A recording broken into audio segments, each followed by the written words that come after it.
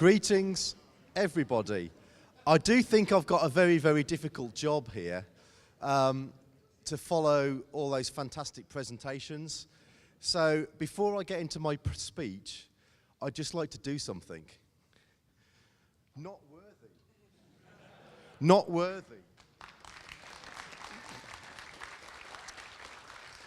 I have to say, I've been to investor presentations from different companies who've had millions invested.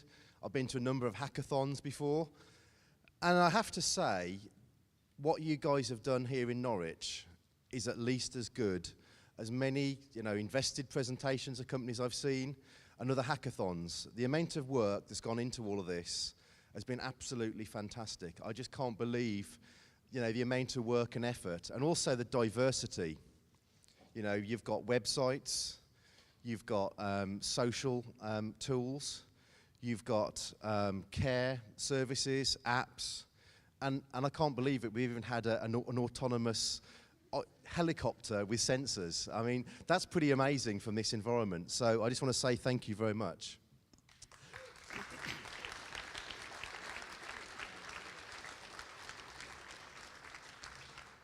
I also want to do another plug as well, we were involved about 2 years ago in a hackathon that was organised by Isobar, a big global agency, Google, The Guardian, and a number of other large organisations at a place in Hoxton in London.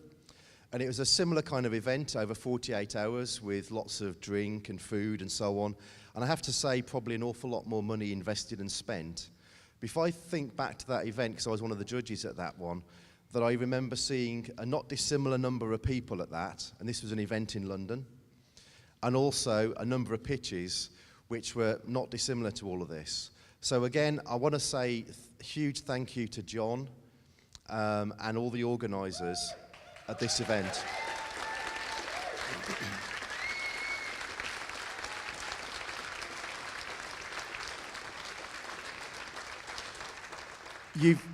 You've done Norwich proud, very much so. I think I want to make another plea before I go into anything else I was going to say, which is the community that's built up over the last few years here in Norwich for creative, digital and technology is just going from strength to strength. It's absolutely fantastic and amazing. I founded my business, which is some of the team over there, which I was quite proud to see earlier, working on from Proxama 9 years ago. 13 years ago, I was actually new to Norwich. And when I came here and set a business up, it was a complete, huge risk. I had no clue whether there was any other similar companies. Norwich has not been known as a technology innovation centre previously. But I think over the last few years, there's real huge undercurrent of creative businesses, digital businesses, technology businesses, and now to see businesses like Rainbird, for example, been awarded an engagement with Techstars, to see businesses locally here in an event place like Whitespace, to see this event going on. I think us people who are business owners or people working in academia in the community have got to do more.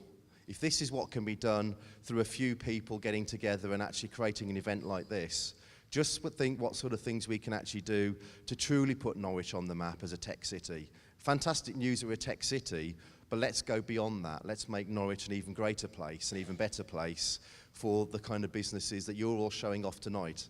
Maybe over the next few years, we'll actually see some of these businesses turning into huge successes here in the UK and globally. So I've now got a few questions for the teams. How many people have enjoyed themselves? How many people have made some new friends? How many people have drunk a lot of Red Bull?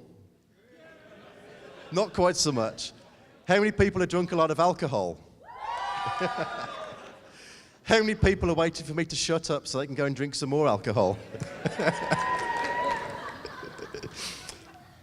Okay. I just want to say a few boring things. Personally, I'm an engineer. I learnt coding myself You can tell my age, but I had a ZX81 computer with a little RAM pack on the back, and I first programmed in machine code, and I decided that this computer engineering, electronics thing was where I wanted to be.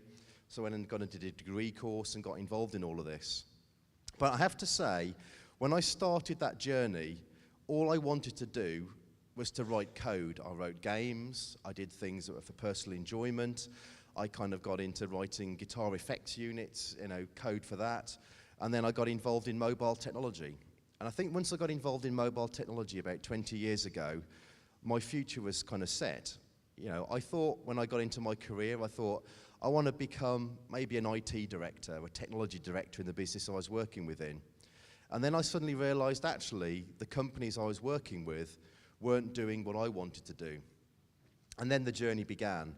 Because upon that decision point of where I'm working right now and what I'm doing, and actually deciding, I've got to go and do my own thing, was a major undertaking. And then that turned into what I'm doing today and what a number of people in my company are doing today, which is actually building a business and doing some amazing things. And I think that is the same for every single person in this room, that if you decide to do something, you can do it. I've got no special skills or talent or anything. I was just good at computer programming, but it just happened to be the right circumstances, the right time, the right luck. All those things came together, and therefore I ended up setting up a business and making some of the things happen.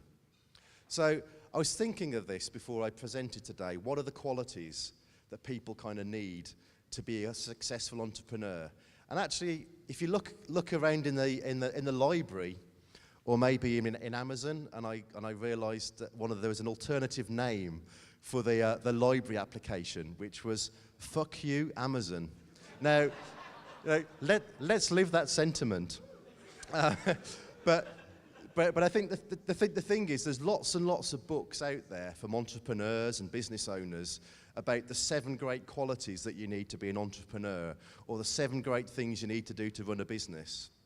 And I actually thought back about, well, what are those qualities? And I thought back to some of the old role-playing games I used to play many years ago, where you used to shake the dice and you kind of got, wisdom, intelligence, charisma, those kind of things are kind of sort of important qualities. Endurance, constitution, those are the sort of things that are important because it is a long, hard slog. But I wrote a few things down, and actually, one of the most important things, I think, embodied by a lot of the things we've seen today, is creativity. If you can't think on your feet and you can't create something, or you can't be a bit innovative, you're not going to be able to do anything new. You're not going to be able to take over some service from a competition. Something else that's really important as well is it's very easy sometimes, and particularly in the risk-averse markets we have down in London, to back the same kind of business. How difficult is it going to be to do the same thing that someone else has already done, but to do it a little bit better? The thing to do, buck the trend, do something different. People tell you it's not going to be done or possible, ignore them. If you believe in it, push it forwards. Don't follow the sheep, buck the trend. There's one particular presentation today that I hope wins the People's Choice Award, which was my 3rd quality, which was passion. I think we can probably think which one that was. But without the passion, business is boring and not interesting. If you don't have the passion for what you're doing, give it up and do something else. Because passion is what makes things happen. Passion is what gets people on the moon. Passion is what gets people to the South Pole. If you don't have it, you need to be able to kind of do something different, because everyone's got a passion and you need to be spending your time and effort on something that you believe in and want to do. One of the things I want to really encourage as well as another quality, which is really, really important from where we're based here in Norwich, and I think will be the defining point for any business that is successful, is think big. If you're here in Norwich, the tendency can be, well, I'll just do something local, or I'll just do something that's a little bit small in my local area because we're not really connected into the rest of the UK. But, there's businesses. Tom's just about to sit down, foolproof, doing some great things across the UK and internationally. So there are businesses that started off here that can actually be national and international. The fact that we are a digital world with connectivity means that any business, wherever you're based, can actually be international. The fact we're actually in a place like the UK, speak English, and have got the amount of innovation and education that we've got means that people here can truly create global businesses. The next one, I think you've all proved this, is the team. Without the team, you can't make anything happen. An individual on their own, however good they are, is never going to be successful in what they really want to do to make it to the next level. You need a team. It doesn't need to be a team with all-star players. It needs to have a team of people that are complementary to each other, that actually, complement each other and actually have talents and skills that they're all going together. Any business needs a CFO. You need a salesperson, a marketing person, an engineer, a project manager. All those skills and qualities come together to make successful businesses work. The sixth one, which I thought through, which is actually I think it's actually stupidity is a requirement. Most people call it taking a risk, but I think actually it's stupidity, because there is a very, very, very fine line between taking a risk and stupidity. There's a very fine line between someone like Richard Branson being successful and him going to prison for VAT fraud. If you look at those kind of events, there is a very fine line. So you've got to push the boat, think stupid, do silly things, go with what your heart tells you. And I think someone mentioned this earlier as well, the final point, which is really fundamental, is anybody that started a business or started an idea, the chances are what you ended up doing to be successful is something completely different or wasn't quite what you first thought it is. It's the whole thing about the pivot. It's fail fast. If you're doing something and it's not working, or the customers tell you it's not working, or actually you've realised actually the competition's gone and done it, change it quick, make it different, do the pivot, change the business model, change the idea, turn things around. So those are my personal views on what actually makes a successful business. And then from my own personal perspective, my view of the future, and I think we've seen some of these things here, is what innovation we're going to see on the back of the mobile phone is nothing compared to what we're seeing at the moment. We're seeing apps that do banking and payments and shopping and geolocation and tracking. The mobile phone is the device that people internationally in China, India, developing world countries are going to be using to create services that we've never thought possible.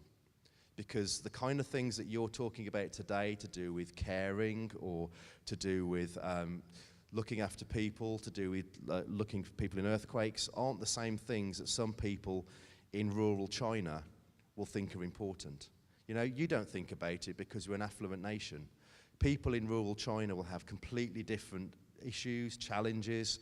They have corruption in those environments. They have problems with paying money for various services. There's unbanked populations. There's no money. There's all sorts of health issues. Those kinds of applications driven by mobile technology in the hands of developing world countries is what's going to change the world for the better over the next few years. That also links into global connectivity. Another important point about all of these sort of things is that we're a global entity. People have to do things in a global basis, not just think in a myopic way where they just connected in their own little backyard. It's all about what can I do to connect things together for the greater good. And one of the interesting things, I think, what the team that did the app for the smartwatch, for the Apple Watch, was fantastic. I have to say that wearable technology needs to improve somewhat, because I'm wearing a paint-spattered Fitbit at the moment. And the challenge I've had all evening is every time I clap at something fantastic, my Fitbit thinks I've gone to sleep. So I believe I hadn't gone to sleep, but it thinks I had gone to sleep, so I need to reset it. So mobile is going to be the future. It's going to be the platform that people use to take things to the next stage. And ultimately, the other thing that's going to happen over the future as well is we're going to move away from apps. A lot of things that are happening with mobile phones today is all about the context, the mobile device being more aware of what's important for you, what you're doing, what your health monitoring is, the sensors you've kind of got. So this phone can actually respond to what's important, to what you're doing, where you are, what's happening. Getting away from the paradigm that we're all in at the moment, where if you've got your phone on you, we've gone into a bit of a world where you spend more time looking at your phone screen than you do looking at the world around you. What you need to get back to as people is think about services that means you can focus on the world around you and the things that are going on and less on the device that's in front of you.